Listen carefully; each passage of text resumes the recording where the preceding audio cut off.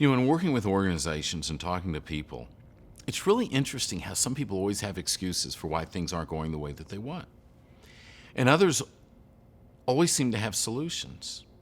And then even in the toughest of business climates, they excel, they do well. And while other organizations are going out of business.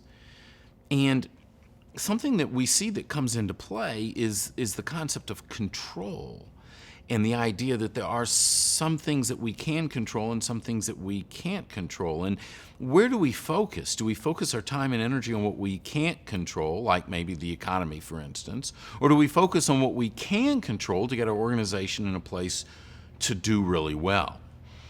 And when it comes to control, I see that there's 4 distinct areas that we need to stop and think about. The first area we need to think about is, what is it that we can control? Can we control where we invest our resources? Can we control how we train our people? Can we the first thing we control is, what is it that we believe? We have control over that. All these things that we have control over are a great source for power to be able to accelerate and do well as an organization. Well, then there's those areas that we don't control or that we can't control.